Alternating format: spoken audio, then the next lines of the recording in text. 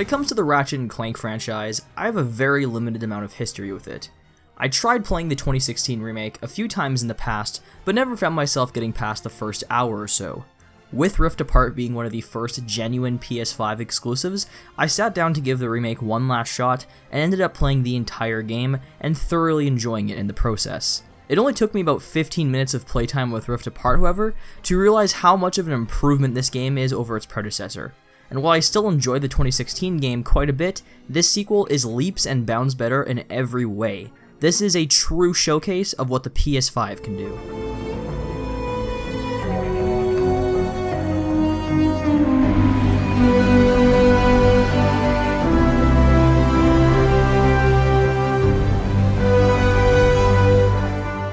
The game starts off during a parade ceremony where Ratchet and Clank are celebrated by the galaxy as galactic heroes for their victory in the previous game. As a gift to Ratchet, Clank repairs the Dimensionator, a device capable of opening rifts to other galaxies so that Ratchet can find the rest of his race and locate his family.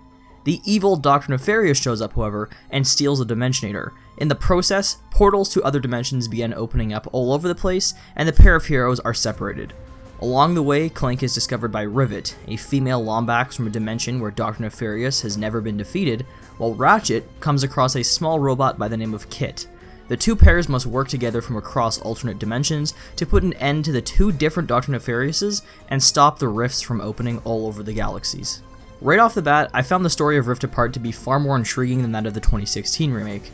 That game was focused on bringing Ratchet and Clank together and stopping Nefarious from taking over the galaxy, while its deeper story was all about Ratchet realizing how his heroes weren't what he made them out to be.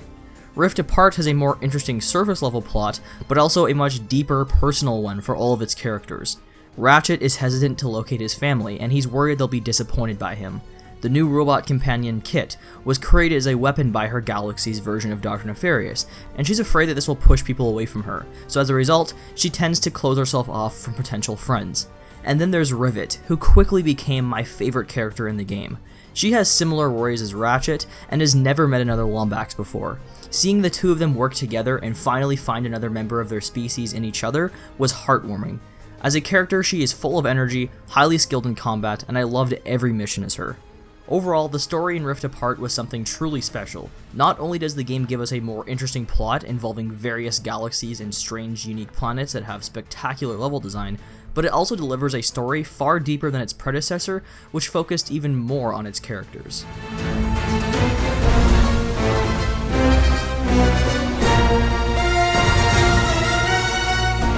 Gameplay is marvelous as well. If you've played the 2016 remake, then you'll know what to expect from the combat, as it's handled the same here, with a wide variety of fun, distinctive weapons, some involving some humorous elements such as turning enemies into hedges, or into 8-bit versions of themselves. Where it greatly differentiates itself from its predecessor is with its traversal and level design.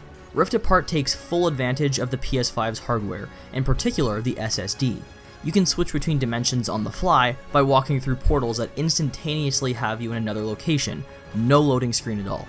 This also allows for the levels to get really creative with how they present themselves. One planet has you rocket propelling yourself across the world with powerful boots so that you can make a huge jump over the entire location that you've explored to get to a higher area.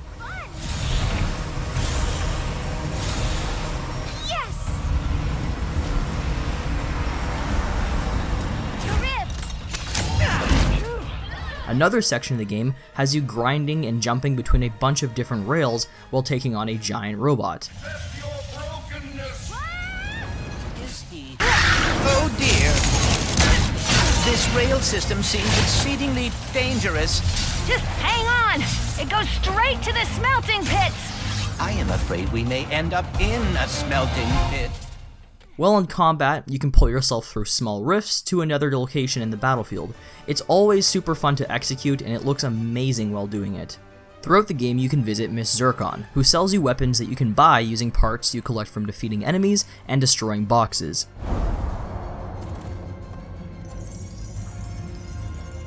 You can also upgrade your weapons using Raritanium, glowing blue crystals that you can find while running around in the game.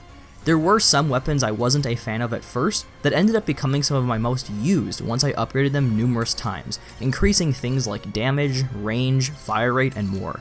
You can also discover different armor pieces in the game to change up your look. They also come with their own buffs, such as decreased damage input from specific enemies and more.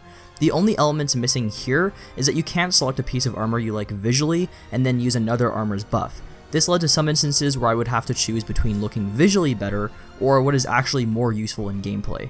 One thing I do wish the game would do is differentiate the gameplay styles of Ratchet and Rivet more. They play identically, and I think the game could have switched this up a bit more to make their levels feel even more different from each other. Puzzle-wise, I found Rift Apart to be far better than 2016 as well. In that game, you would have to use Clank to create bridges or move around jumping pads for other robots. It could be fun, but also very tedious, as sometimes the games would not agree with you when it came to placing certain things down. This time around, Clank is used for solving dimensional anomalies, where you'll have to pick up small orbs with different abilities, such as speeding different versions of Clank up, or weighing them down, / making them float, etc. They start off easy but get more difficult and fun the later into the game you get, and never once do they feel tedious or annoying like in the previous game. There's also a few fun sections where you get to play as a small robot named Glitch, who goes inside of computers infested with viruses and fights off against the game's visual interpretation of what a virus is, which is pretty entertaining and has some puzzle elements of its own. Lastly is the boss fights of Rift Apart. There were a few that stood out to me for their design, but most of the time they were fairly simple and boiled down to shooting at certain weak spots a number of times. The game also features robot bosses who all look the same and come across as mini-bosses despite having a full-on health bar. They got repetitive pretty quickly and the game has you fighting a lot of them. Overall though, the gameplay here was very satisfying. All of the elements present in the first game feel improved upon, while the new additions, not previously possible on older technology, helped the game to feel truly special and next generation.